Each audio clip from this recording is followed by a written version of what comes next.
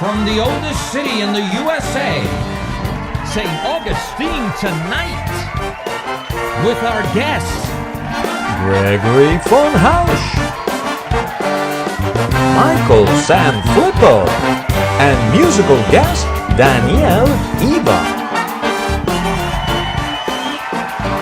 And your host, Jorge Rivera.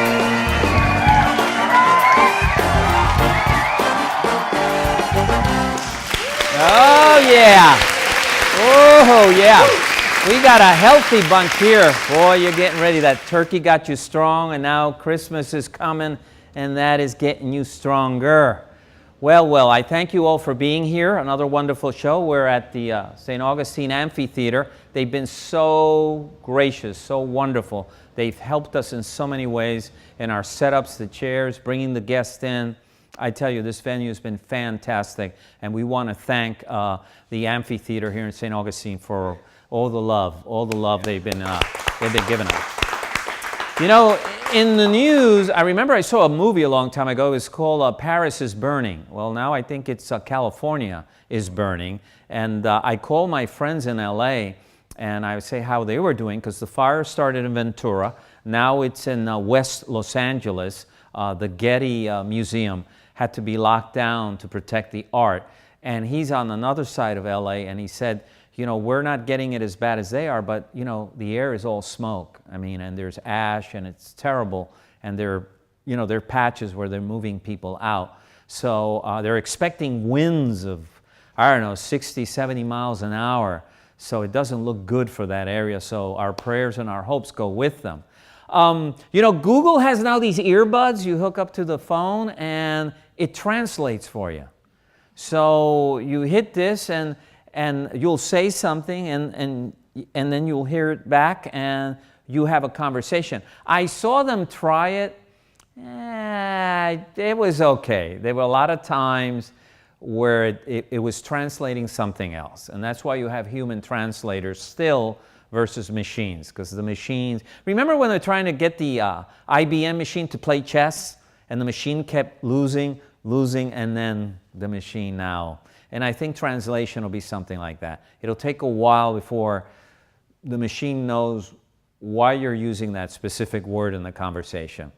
And talking about computers, Apple just had a quite big, they called it a security breach, then Apple said it wasn't, that it was a bug.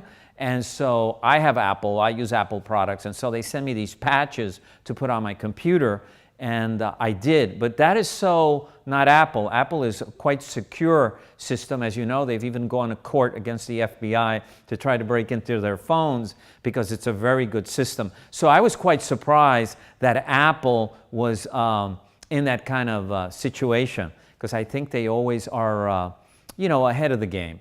Talking about technology, Britain is building a machine. It's quite large. And what it's going to do once it's launched into space, it's going to be a garbage collector. People don't realize there's over half a million pieces of debris in space. And if you see a photo of the Earth, there's all kinds of pieces of rockets and machines. They're bolts, tools that astronauts have lost. And so what this machine does, it comes up to the debris and it throws a net. And this net makes it heavy. And so it starts bringing it down, and it burns as it goes into the atmosphere like little asteroids. So I think that's cool. But wow, they got a lot of garbage. I hope they have a union for the guys working that garbage truck. It's gonna take a while. Yeah. Then a piece of good news and bad news to end it. I don't know. You know, we live near Jacksonville, Florida, and they just stopped this week a mass shooting. There was going to be a mass shooting at the mosque, that beautiful mosque. They caught the man. He's been planning it since October. He had collected all his guns. He was ready. He was ready to die. He's going to kill mostly women and children, it looks like. And the police, Jacksonville police, actually intercepted him. They've been watching him. When it looked like he had it already, they put an undercover agent, and he bought a silencer, and that's when they got him. And I want to give a hand to the Jacksonville police for being the finest in this event. We don't want to be Texas, and we don't want to be Las Vegas. We don't need that headline in this part of Florida.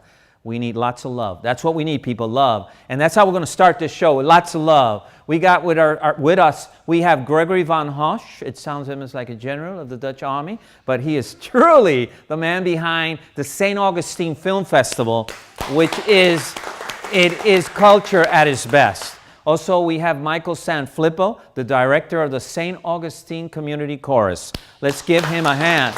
And our musical guest, it doesn't get better than this, Danielle Eva. If you want a jazz singer, baby, you're going to get a jazz singer right after these messages, and we'll be right back. Thank you. At St. Augustine Distillery, we're part of a new generation of American craft distillers. Family owned and operated, we are committed to making the best possible spirits using local agriculture. Our distillers make everything by hand, from mashing and blending to distilling and tasting each and every batch. We distill and bottle everything we sell, making sure that the spirits are just right before barreling and aging. Bottled by real people, we love showing our guests not only what we do, but why we do it. We're passionate about educating our guests to not only what goes into each bottle, but how to make the best possible cocktails. We love St. Augustine, and thanks to your purchases, we're able to give back to the community and help local organizations each and every day. Thank you for your support. Thank you for your support. Thank you for your support. St. Augustine Distillery, handmade with pride in the nation's oldest city.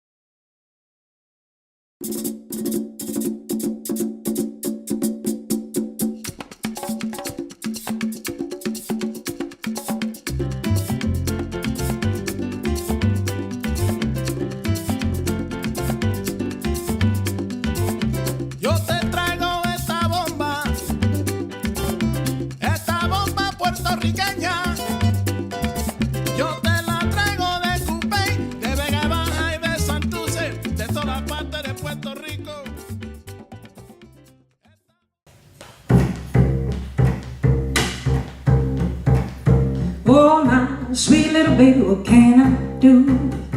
Poor thing, lost all your money, what can I do? Hard hair to get you right dead, what can I do? Oh, my heart's on open, what can I do? Fingers crossing in, what can I do? That hard hair to get you right dead, what can I do?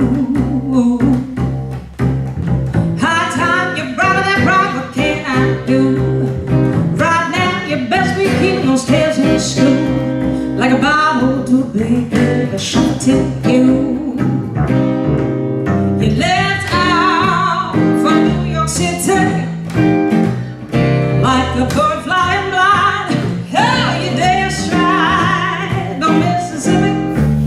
Oh, but lately she left you behind.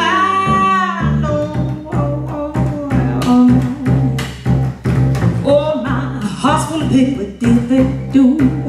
Sure made your face so pretty, what did they do? Boss man got mean friends, what did they do? Oh, that's some kind of trouble you got into. Dug down and now you're running like a fool. Bad man, know you call man, what you gonna do?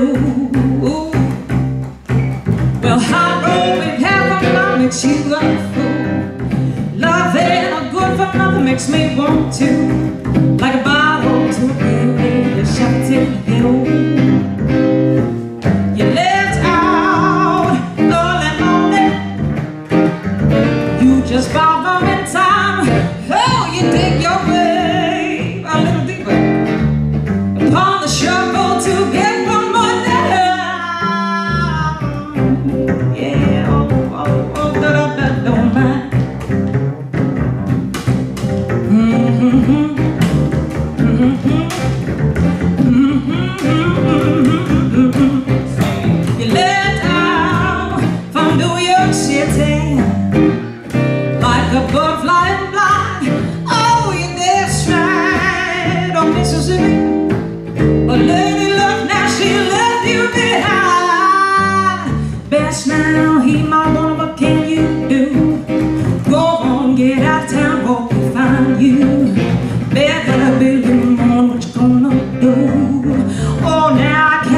kiss and pray for you. Sure hold the angels above the faith in you. If ever there's a heaven, let 'em watch over you. Oh my sweet little baby, what can I do? Stand by and wait for where the light will fall. To the train track, no look back, I'm going with you. Oh my, oh my, oh my.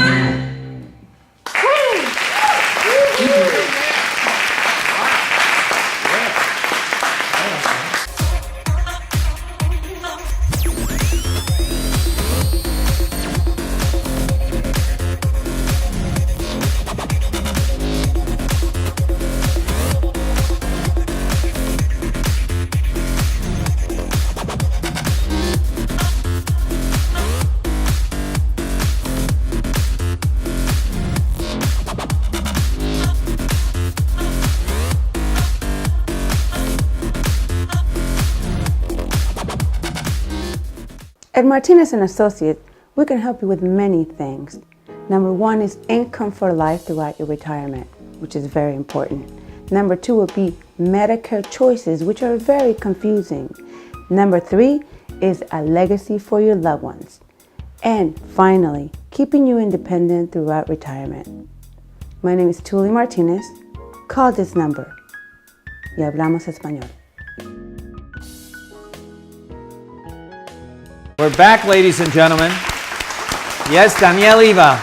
Amazing, amazing. What a beautiful voice. What a beautiful woman and what a beautiful voice. Yes, that was wonderful. And I have with me Gregory von Hausch. Is that properly pronounced, sir? Yes, von Hausch. Von Hausch, okay. Good, good. You know, I wanted to have you for a long time because you bring to St. Augustine something that I love, which is film. You bring a film festival. And this film festival has been here how long now? This will be our 8th year coming up in January. Wow. And when it started out, you know, I moved up here from Fort Lauderdale to kind of run away from things, you know, and I still run the Fort Lauderdale Film Festival. Right. But after I was here for a couple years, the college, through another donor friend of mine, said, we want a film festival. Right. So that first year we called it the Flagler College Film Festival. Oh, and okay. nobody came. They all thought, well, you know, like over the course of 3 days we had like 1,500 admissions. Okay. But they thought it was a student film festival. So the year 2 we changed it to St. Augustine, and every year it's been getting bigger well, and last bigger. year it was amazing. Yeah. I was filming with First Coast. I was running from venue to venue to venue, and all of them were packed, and everyone was just praising the films that. Is that maybe probably the hardest thing? What films to pick? Yeah, well, that, and right now I'm actually slotting them. So I know these are all great films. So which one are going to get the premier little slots, and The timing. Yeah, the timing. What's going to go opposite something? Right. Because somebody say, "Oh, I really want to see this one or that one." So yeah, it's versus 11 in the morning versus 7 p.m. Yeah, I gotcha. Yeah, so that's difficult, especially if you have the filmmakers come in and they say, "Why am I at 10 a.m.?" Now you were involved, or still are involved, with the Fort Lauderdale Film Festival. Yes, now right. How old is that one? 32. Yeah, we just celebrated our 32 32nd anniversary. Yeah, Wow. and I've been there for 29 of them. So you're a pro at this. Well, no, I have longevity. Yeah, quite. Right. I love the way you put it. Right. Now, where are you originally from? Where was your childhood? Where were you born and raised? And In Ohio, but I left there when I was 8 years old, moved down to Central Florida, and then about 7 years later I moved to the Virgin Islands and went to school down there. And high school? Yeah, high school. And then my family stayed there for another 20 years. Wow. You still have family down there? I know I don't really have much family anywhere anymore, but a lot of friends are still down there. Yeah, a friend of mine said, it was a cruel joke, but he said, if I do, the hurricane took that away. Yeah. Well, this year was our 50th high school reunion. Oh. And on St. Thomas, it wasn't a time to have a reunion. No. Yeah, so they're still sad. struggling to get it back. Yes, a lot of them, St. Thomas, a lot of the other islands that are not part of the U.S., Dominica, Barbuda, Dominica, totally. Puerto Rico, St. Martin. Yeah, they all got slammed. We just did a benefit for Barbuda. We had 4 films from Okay. each of the countries: Barbuda, Dominica, Puerto Rico, and one that I found this really terrible. There was a series shot in 1981 called Gavilan, starring Robert Urich. Remember him? Yes. It lasted like 10 episodes, and it's so bad that I put it on the screen because it was like, what was that thing where you're watching the movies and the people are giving the commentary up front? Mystery Theater, 2000. Yeah, you see It's their like that. silhouette, and Yeah. they get up and move. So and it's they're so talking. bad it was fun. Oh, yeah, because that Uric guy did a detective series or something Yeah, he did. on TV when they were doing the Mannix and all these other Right. things, you know.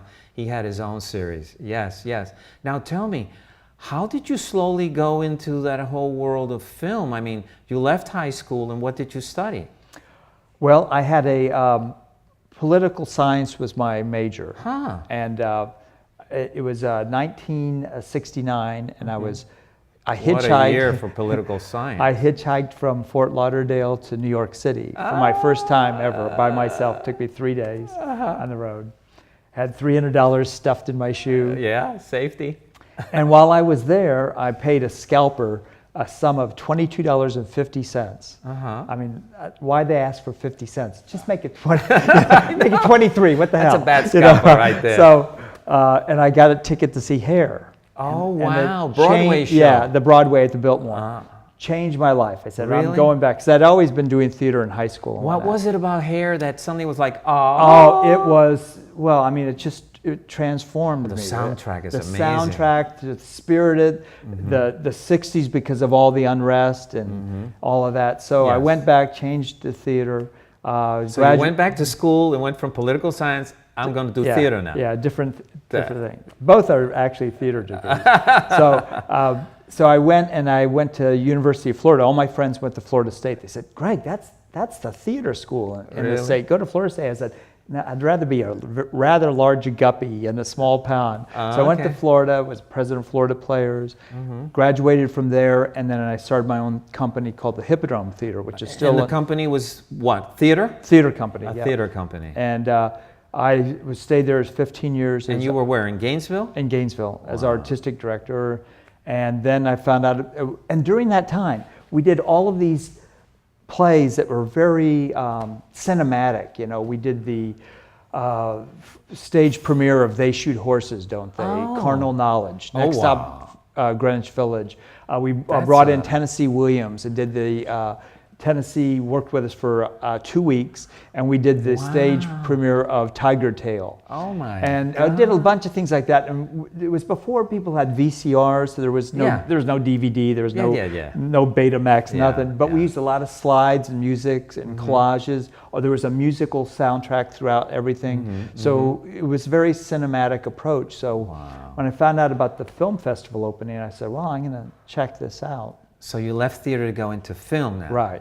But your theater had sort of this cinematic quality to it. It did. And so, I love doing both things, but nothing's harder. The only harder thing I ever did in my life was work one day on a watermelon farm. That's how long I lasted.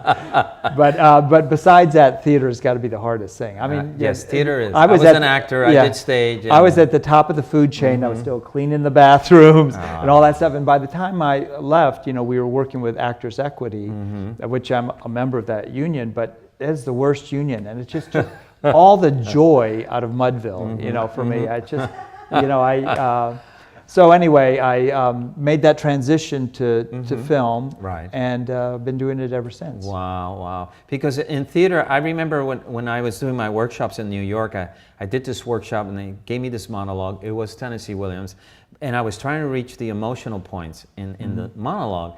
And when I done, I was in a corner sobbing, just crying. I had reached that point. And the director of the workshop walks up to me and says, could you do that 8 days a week and maybe an extra matinee? And and it hits you. Can you? And that's the challenge of theater, is being present every time you're on stage. That is, I don't know how people can really do it. I mean, it's and film is take 2. Let's do it again. So now, when you pick these films, are you looking for anything particular? Well, I try to be eclectic as possible, you know, and a little, because the audience is so wide-ranging, you know. So I try to find something for every little segment of the audience, and we spend most of our time looking for foreign films because there's kind of a dearth of them in this area. Right. And for me, they have such heart, and the play's the thing with them, you know. So you start off with a good script. Things that don't rely on special effects. Not that I have anything against them, but you know, I want to go see a film with heart. Right. But I have great films lined up for here, and great people coming in. And so now the festival is when? we're going to run January 18 through 21. It's just 4 short days, and in those 4 days we'll have 40 films from around 20, 23 countries. Wow. And it's what's nice about St. Augustine that we don't have in Fort Lauderdale, because we're in this most beautiful downtown in the state, if not the country. It's precious. Mm-hmm. You can walk to everything. You can see 2 or 3 films if you want to, then go have lunch. Mm-hmm. Maybe see a gallery, tool around and just look at the sights, come back, see another one, have a cold beer. Have a beer, whatever. It's just so pleasant. And we have 5 venues, because we have the beautiful Lewis Auditorium, where we put some of the bigger films in. Right. And then Carla at the Corazon, couldn't be nicer. She's amazing. We had her on a show this season. Yeah, and, she's fantastic. She's and that place, I mean, if you'd ever been in Potbellies, I mean, the transformation. I did when I came here. I got stuck. Yeah. But you had to have someone to remove me. I mean, I was stuck to the floor. Yeah, right. I was in there seeing Old Country for. Oh, that one. That's a great film. Took an Oscar for somebody. And just me and my friend in there, you know, they brought us the beer in the mugs, and I hesitated drinking out of anything there. You know, can I get one in a bottle? Yeah. Anyway, we're watching it. It's just a brilliant film. And now the film's over and the credits are going, and you're trying to watch everything that's coming up. All of a sudden, the fluorescents come on. The film, because it was 35 millimeter, the film clacks to a stop and burns on the screen. Wow. And that woman there that was running the projector said, "Show's over." And I was like, yeah. Well, okay, I guess it's over. I'm out of here. Yeah, right. But anyway, we had, Carl, getting back to Carla and the Corazon, she's transformed this thing into a beautiful place. Art house. It's an art house. Three cinemas in that little space. I know. And so anyway, we are indebted to her and to Flagler College and to Leitner Museum and all of our sponsors. So wow. Because I remember as a kid, I used to go to Times Square when it was seedy and dirty and everything, and they'd have like 3 movies like for $1.50. And I'd go in and I'd sit, and it smelled bad. You'd feel things you were stepping on. And all you prayed is, please don't ever turn the lights of this place. I don't want to see what's around me. You know? Let's get through these 3 Kung Fu films and I'm out of here. And Bob Belly remind me a little bit of that. So now you have this festival. It's starting. I mean, last time was, you think more, I mean, there were so many people last time. Do you think there are going to be more people now? You know, I don't know if there'll be more. I feel like the films are the best this year that we've ever had. So I feel good about that. Wow. And usually that's the selling thing. I can go around and do all the hyperbole I want to do, but if the films aren't any good, it doesn't matter. Are the films already picked? Films are already picked. I'm trying to put them in order right now. Okay. Let me pick your brain. Which one do you think is your favorite of the bunch you've picked? Well, since none of my directors will see this, I really love the Russian film a lot. Okay. It's from the Russian Federation. It's called After You're Gone. It's a great film about a ballet dancer that's the worst individual in the world. He's just reprehensible, and he's brilliant, and he's intoxicating, and you want to be around him, but he hates people, and it's very darkly funny, and some of the cinematography is great. But we've got great Italian comedies, and your comedies are awesome. Yeah, so and French comedies and Spanish dark films. They're fun. Last year you brought something out of Argentina that was great. I forget the title of it, but I got to interview the director. Right, he was great. And I had my assistant from Colombia saw that film and he loves film, and we went and talked to him. We have 2 from Argentina this year. Wow. The Distinguished Citizen and At the End of the Tunnel. One's like Hitchcock, and the other one is just like, like Coen brothers, you know. I love film. I think the thing I hate about film these days is, you know, when I was a kid, you know, or they still do. When they make a film for the giant screen. It's there 2 weeks and then it's gone. Right. I'm stuck on all these little devices to see this incredibly. When I was a kid, you'd see them again and again and again and again and again. Dr. Zhivago. I'd love to see Dr. Zhivago again on the giant screen. And you're stuck to the DVD. Right. And, that's what I the business has changed so much. I've only been in it just under 30 years, and it's just gone up and down and different things. And that's why I love your film festival, because you're bringing it back to the giant screen. That is awesome. I thank you so much. I mean, I could be talking to you all night. Okay, let's go. Yeah, let's go. Another half an hour. Mr. Gregory von Hausch and the St. Augustine Film Festival coming up. It's coming up. After these messages, we'll come back with our next guest, which will be Mr. Michael Sanflippo. Stay tuned. Our ingredients are mostly natural. It's palm oil, coconut oil, olive oil. We put cocoa butter, shea butter, and real silk in our soaps.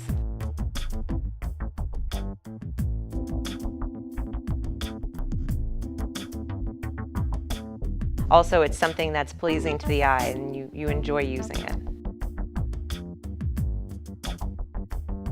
Come visit us at Antoinette's Bathhouse.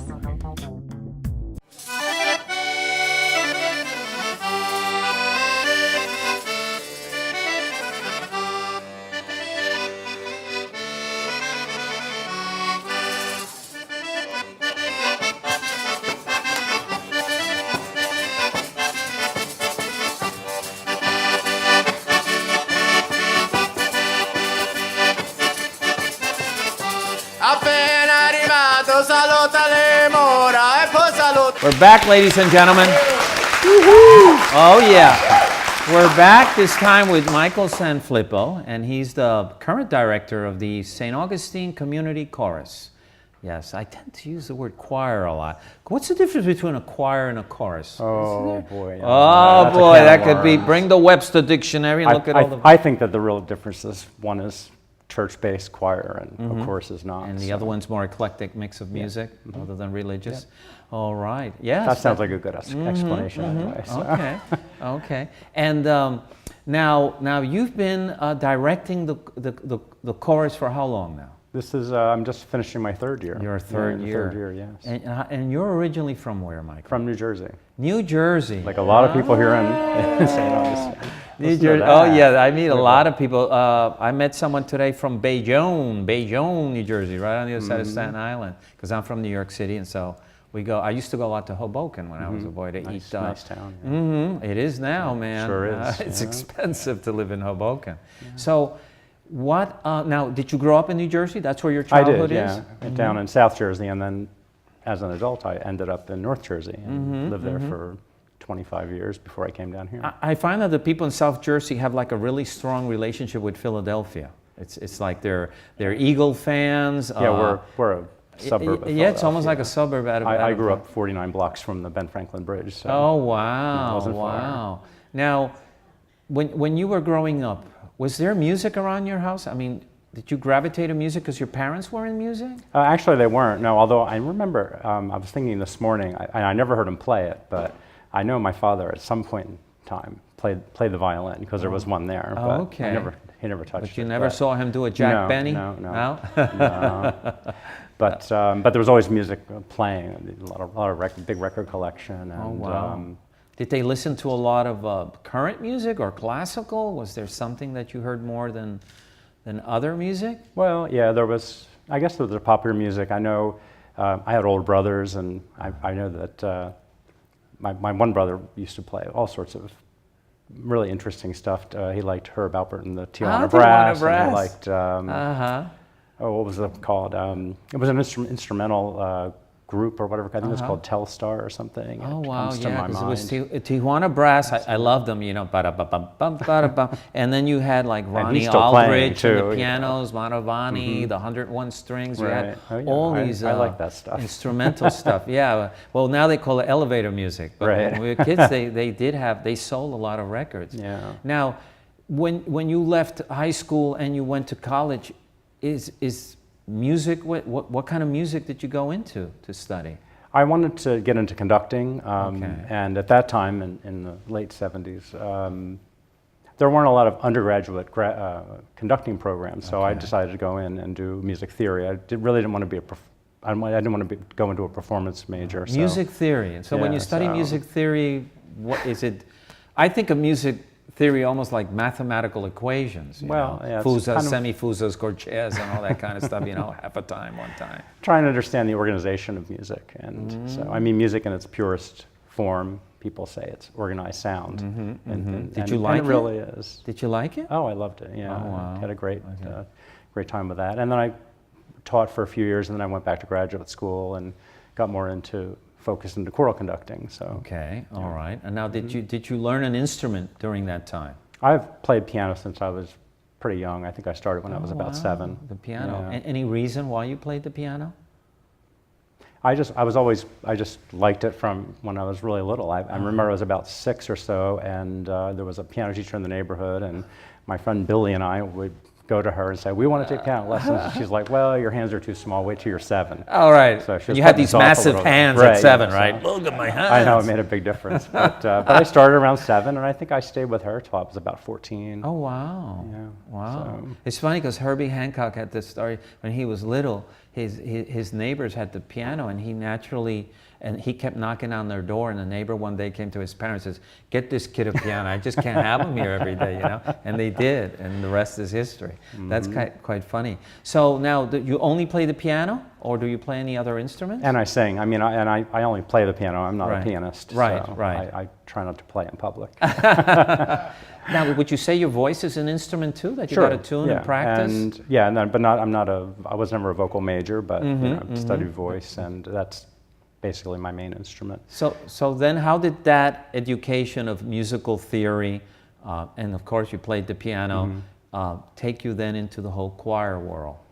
I had 2 influential choir directors in college, and they were just such opposites. You know, the first one was, you know, the kind of quintessential, you know, he was a nasty man, but a great musician.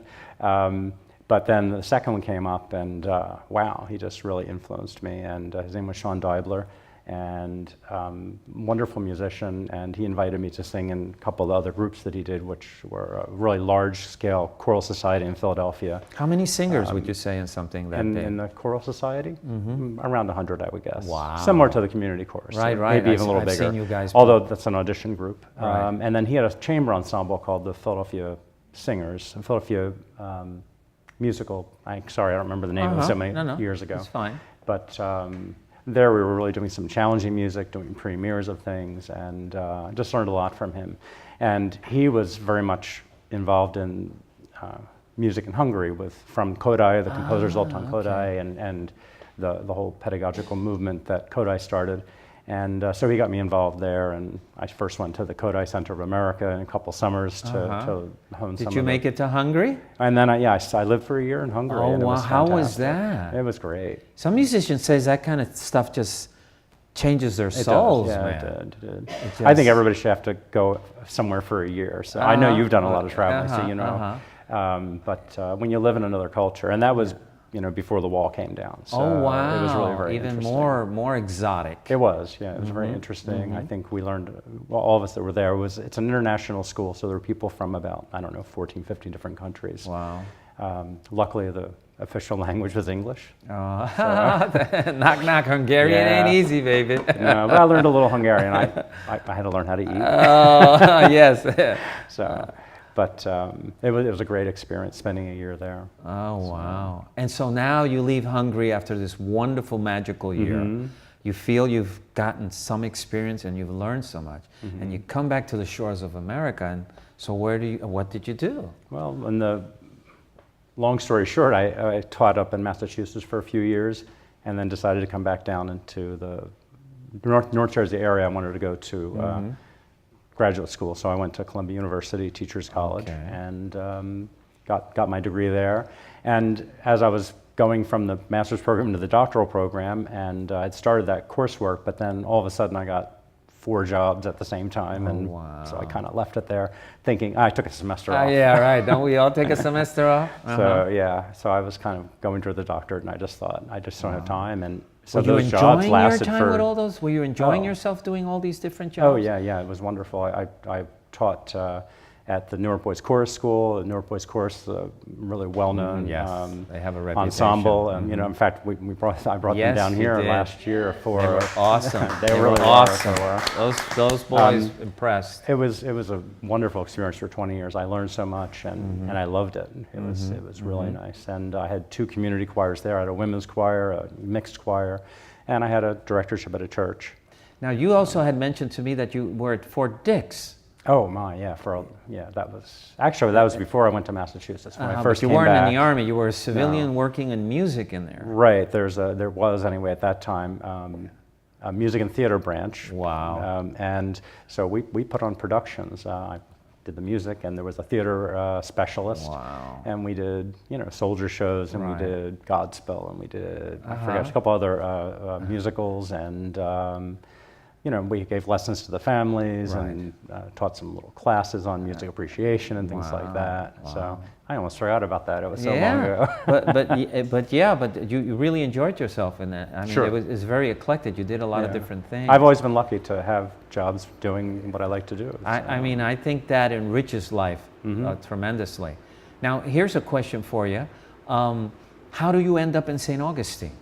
After all this great, very rich musical stuff going on, how do you end up Well, here? my brother was living down here in Palm Coast and had some opportunities to move, so I thought, I'm going to go for this, and so I came down here and started working with the community chorus, and then I got a position over at Grace United Methodist I've as seen director you there. You do a wonderful job there, my friend. Thank you. Wonderful and job. it's a wonderful place, really warm people, the choir's really dedicated, and it's small, so hopefully we'll still get more, but they sing well, and good quality out of that little group of and people. now I've started working down in Palatka at the School of the Arts, the Florida School of the Arts, teaching music theory. You're doing a lot there. Yeah. Just in the last couple of years. Yeah. Palatka and is some of their productions are, I've only seen a that's couple what right I hear. now. I haven't really seen very, anything, very but I good. hear this. I keep hearing this out of Lots Palatka. of talent. Palatka? Yeah, Palatka. Yeah, last week we had our first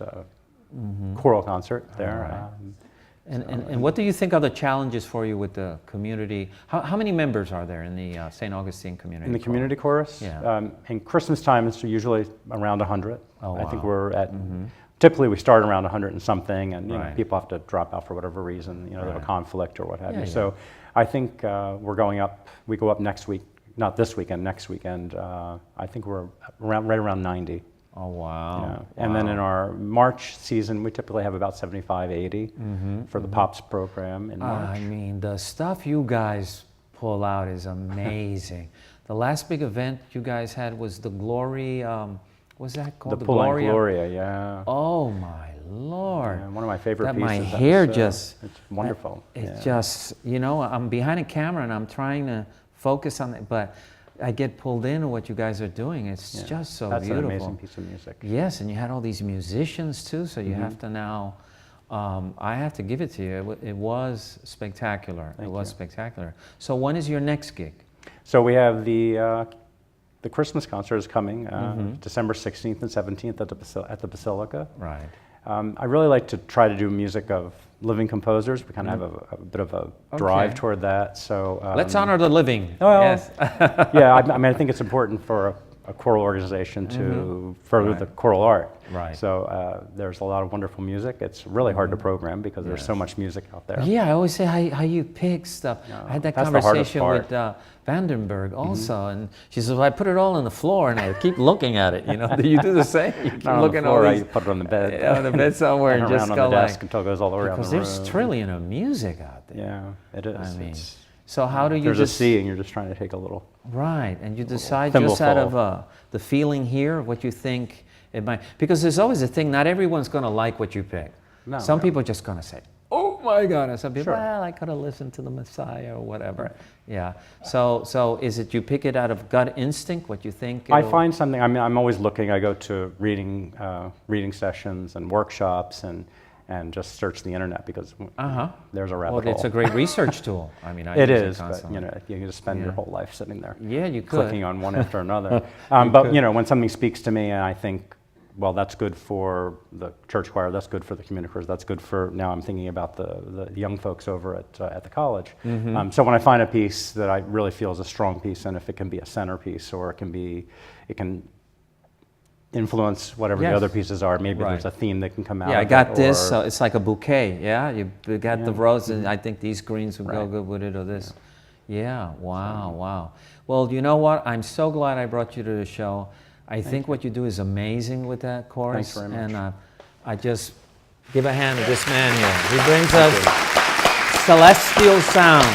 And thank you so much. And when we come back, we'll have Danielle Eva with us. Thank you again, my brother. Hello, I'm Grant Paxton. Welcome to Foxtrot Creative Studio. Let me show you what we do. We've been in business for 3 years now. We can create different graphics for you. Ads, mailers, flyers, business cards, logos, and even websites. And we're also a printing company as well. So we can create for you the design you need and then the final product. We can usually get you with a design, we can get you a brand new business card in less than 2 days. US1 Computer Works has been serving St. Augustine since 2002. We make repairs on all makes. Is your computer slowing down because of malware and viruses? Bring it to us, and if you can't come to us, we'll come to you. Do you need a wireless network at your business? Problems with your routers? Call US1 Computers. We're ready for the task.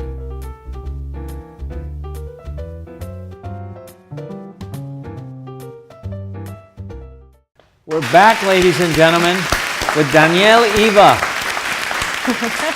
our musical guest. Hi, thanks for having me. Yeah, you know, it was impressive, that first song. It was very nice. Thank you. That was one of mine. It's actually nice to get to do one of my songs. Oh wow! Oh wow! Yeah. That was very. Now I'm super impressed now. You've been around music how long, you think? All your life? I got a couple decades under me. Yeah. I mean, as a child, home. Where was home for you? Anyway? Home was Pittsburgh. Pittsburgh. Born and raised in Pittsburgh. You got all these people, New Jersey, Pittsburgh, all that area. And I was also what I lovingly refer to as a choir nerd. I was in professional children's choirs and Pittsburgh Opera Chorus. And and just anywhere I could sing, I was in there. So my parents were very supportive of that. Okay. We didn't really have music in the house. Because? They were, I think they were just protective of the lyrics coming in from pop music, so we didn't really have that. Right. I had a grandfather who played some bluegrass banjo. Oh, wow. And I had another grandfather who played Italian polka on the accordion. Yeah, your family's what, Appalachians and Italians? Yeah. And oh my God, that family reunion, mamma mia, pass the rosy wine. But it just speaks to one's nature, you know, it wasn't necessary, I wasn't pushed into music, but I wasn't nurtured towards that exactly, but that was definitely my nature. My brain was definitely wired that way, and so they wouldn't have been able to keep me from it. Wow, wow. So how early do you think when you started singing, or do you play an instrument? I play some piano, yeah. I play for students and to compose. Yeah. So how old do you think when you realized that you wanted to sing, you wanted to be involved in that whole part of You know what, music? It was never like seeing another performance, like, oh, I want to do that. I never had that. It was more just like, what is this pattern? Where does this go? I need to hear the rest of this song. Okay. And because we didn't really have a radio in the house, I would pick up songs from the ether, from someone singing it. And I said, where does that go? What's the next part? You know, teach it to me so I could carry it with me. And my mother tells a story about me correcting my kindergarten teacher that she was singing something wrong, like that's a B flat or something. You know, so. That's funny. That's too funny. So now, when you finished high school and you went into college, did you pursue music? Yes. So at that time, I'd started to take classical voice lessons, and so I went to Duquesne in Pittsburgh. Okay. As a classical voice major, and I thought I was going to be at the Met one day, and I loved, I mean, I was such a dramatic child, you know, just singing along with cassette tapes in my room. That was a fun Friday evening. And so I went there, but while I was there, I got the jazz bug. I got bitten. Oh. Yeah, so I was sort of sneaking around, and I studied with both a classical teacher and a jazz teacher. At night and go to jazz. Yeah, it was scandalous. Oh, So wow. I was just so hungry. I think I was trying to catch up on music. I was Do you so think hungry for jazz was because it was different and you wanted to see what it was all about? Or do you think as soon as you heard jazz, you say, wow, that really... Yeah, I think, you're talking a little bit about math and music, and I think it's that. It's like once you've had mashed potatoes, you need the next level, the next palette level up. So it was like that. Once you hear chords that have sevenths and ninths and other things on it, or the syncopation or the swing, or the emotion for vocalists, and that there was such freedom. So if I'm studying an aria, I'm pretty limited, the melody. There's a few places where you can fool around. But as not only a jazz artist, but an original writer of music, you have so much freedom.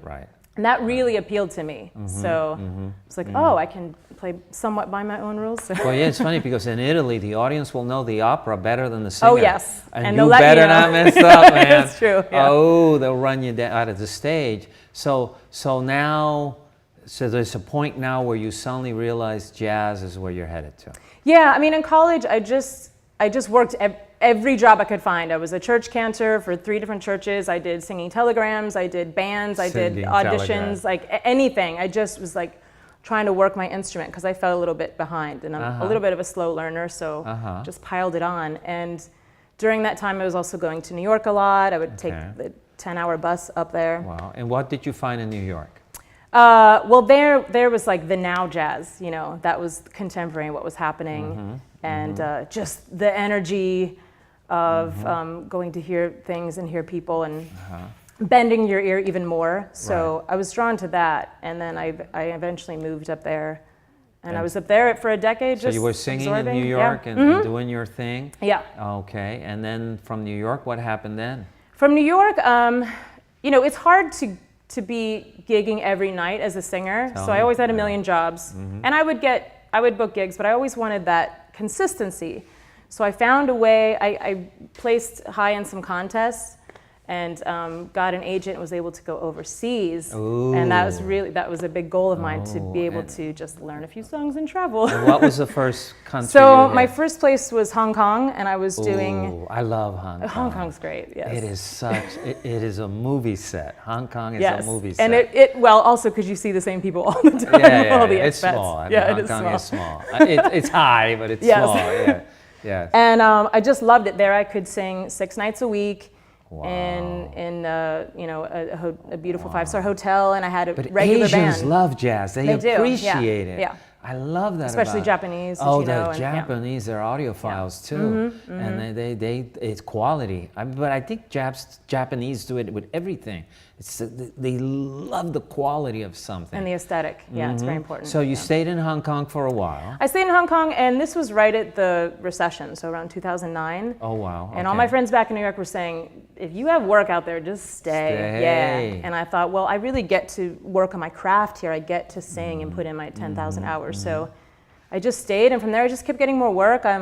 I was in between Turkey and the Middle East, and I lived in mainland China for a while, and I was just moving around. I stayed. I could see you in the Middle East. You have that exotic look, I think Beirut when I think. Of I can blend well with the brunette hair in many places. If you were in Beirut and you said I'm Lebanese, I'd believe you. Italians and all that. It's all that Mediterranean blood all mixed together. So, and were you in Japan also? I was in Japan. That was my first trip in Asia, was Japan, and I kept trying to get back to Japan, and it hasn't happened. Were you in Tokyo or? I was in Tokyo. Okay. Funny enough, that I did make an album, and I'm big in Japan. It does sell well there, or did. Yeah, because again, the audiophile thing. But yes, the quality is their thing. So now, how do you then leave that great life? It was a great life, but I knew that there would be an end to it if I wanted other things, you know. I mean, it's a little bit like... Yeah, if you want family, blah, blah, blah, blah, you got to slow down at some point. You can't be doing 8 gigs a week. No, it doesn't always work. So that's exactly how I left. It came time to have a family, and I was expecting my daughter, and so I came to St Augustine, where my family had just moved. So now you had lost your husband. Yeah, and my husband had just passed just a couple months before she arrived. Oh, wow. And he was a musician there too. Yeah, he was a pianist, so we would work together a lot and had wonderful experiences. And he helped name her. We were very excited about her. Oh, wow. And so it just felt right to come be near family. Right. The And support, you need that support. That is a especially terrible then. blow. Yeah. So I came here and she arrived safely at Flagler Hospital. And Thank God. God I didn't need bless any translators for the birth. It was great. That's right. When you live in other What's countries, push in Chinese? I don't know. Yeah, push in Chinese. Bonsai, right? I mean, wow. So then you're here. The baby's here. Yeah. And so basically, you've stopped music for a while. I did. Like, it was actually quite painful to sing, to make sound, because I had such ties with him and making music. But again, back to that nature, I really did avoid like media, music, nothing. I would only make up songs to her. I wouldn't even sing, known songs. But after a while, like you catch something. What's that pop song? What is that chord structure? And I couldn't fight my own nature, and I started to come back to it. And it was hard. It was almost like doing physical therapy. It's like, okay, not today. But little by little, a painful rebirth. Yeah. Of going back to that first love. Yeah, that's right, exactly. And so you started. So no one basically knew you here. No, and that's the here thing. Here in Asia, you were here, and then you come here. Nobody knew me. Who are you, Danielle? What? Well, that's the thing here is that we have so many open mics. We have such great opportunity for music in such a small space. So I remember it was like my first night out in town. This was after maybe 8 months, a year of just mothering, and I just went around looking for pianos in the window. Like, where is music, And I happened upon a jam at Tempo, run by Marianne Lerb. She's great. And I sat in, and then I just started working. So it doesn't always happen like that. Sometimes you get to a place, and they're like, but some things are meant to be, though. Maybe, yeah. And now I've really grown to love it. I'm definitely here. I'd always loved it. I have You're visited everywhere here for a now. while. You're at Prohibition Kitchen. I'm at Prohibition a lot. I'm at Teeny Martini on the porch on the weekend. That's a great place. It is great. It's very twinkly right now. Yeah, that's a great place. And I think the hurricane made them have to, make it nicer. There's a couple of places that were forced to move up the bar. They did well in this last one. Yeah. So that's great. And when you think of jazz musicians or singers that influence you, what names come up in your head? Probably first and foremost would be Ella. I mean, she's the one. I discovered a lot of this music in my public library. I would check out records. Ain't that something? Yeah. And so her, I just like, what is that? And her and Sarah Vaughan and Mark Murphy and Diane Reeves, some of the newer crop, Cassandra Wilson, even Joni Mitchell. I just love that. And then like Stevie Wonder, he also has jazz influence. So a lot of my music has jazz flavors on it. I also do a lot of traditional jazz, but that is the point of being a jazz musician, is to take all of the things in your palette and make it yours. Yes. It's like you take all the colors that everyone has, and then you make your own thing. Because I collect LPs. I'm a little audiophile myself. Okay. And the other night I put Anita Baker. Yeah, and I put that album in. What a voice. Whoa! Yes, it stands. Yes. Oh, yeah. It just melts you away. And I love jazz. I think of all the genres of music, jazz is the one, and Argentine tango that has that, I don't know, I feel it here. Well, jazz was influenced by those rhythms, the syncopation. And it's all, it's like everything goes, if you could put it together, anything goes.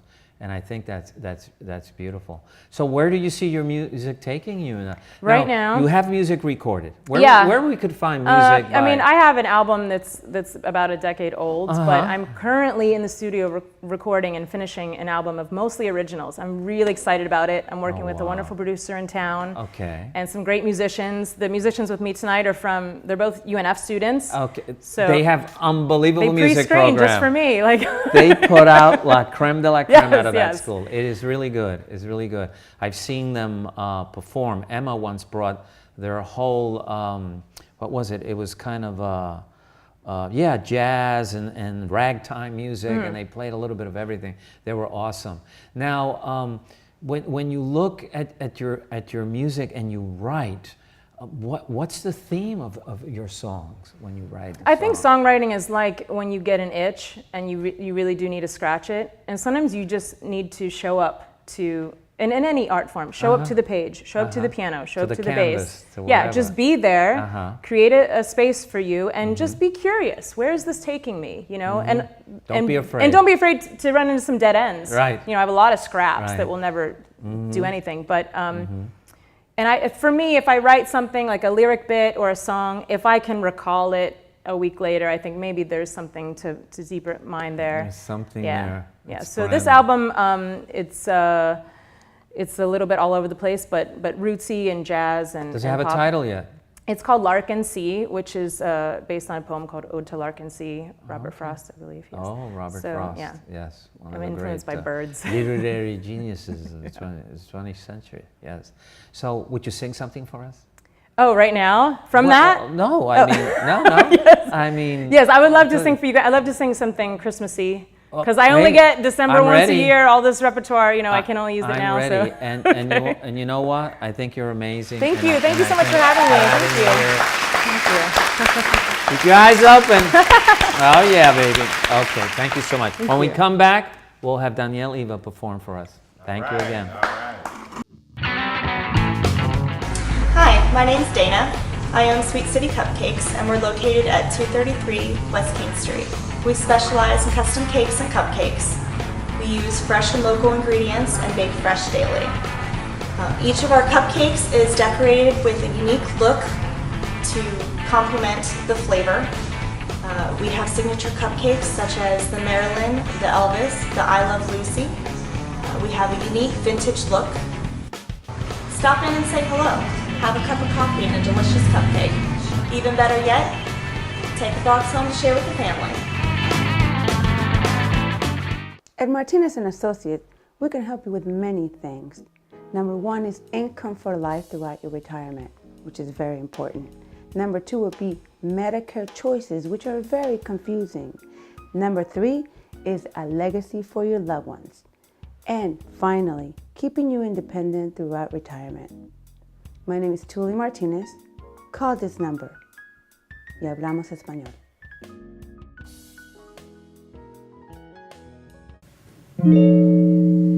Bells will be ringing, those glad, glad news. Oh, what a Christmas to have the blues.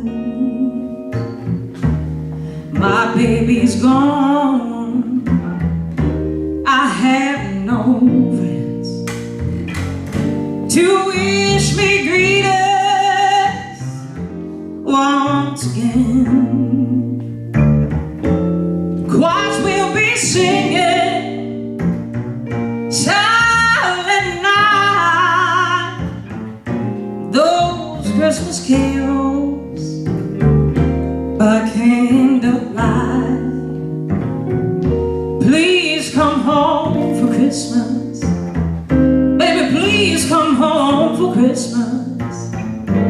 If not for Christmas, then by New Year's night. Friends and relations send salutations, just as sure as the stars shine above. Oh, this is Christmas.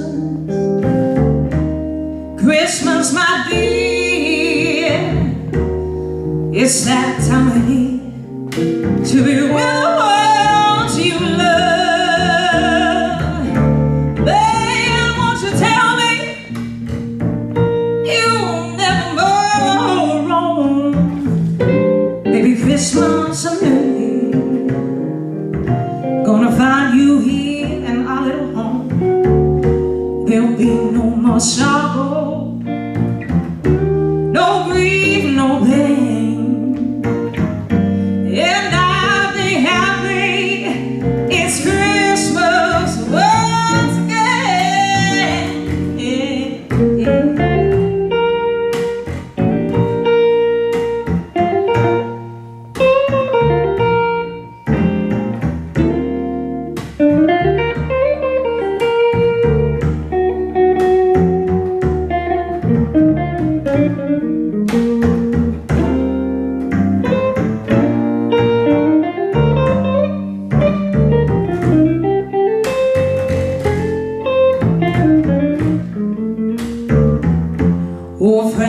and salutations. That's what we got, close relations. Just as sure as the stars shine above. Oh baby, this is Christmas. Christmas, my dear, the time of the year to be with the ones you love. Then won't you tell me you never move on Christmas and New Year? I better find you here in my arms. Oh baby, please come home for Christmas. Please come home for Christmas. And I'll be happy. It's Christmas once again. Baby, please come home for Christmas. And I'll be happy. It's Christmas once again. Oh, baby, please won't you come home?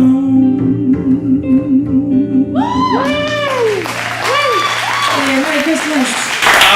Yeah, this is great. Yes, Danielle Eva. We thank her so much, and we thank you all for being here. Our next show is going to be at the St. Augustine Art Gallery, which is on 22 Marine Street.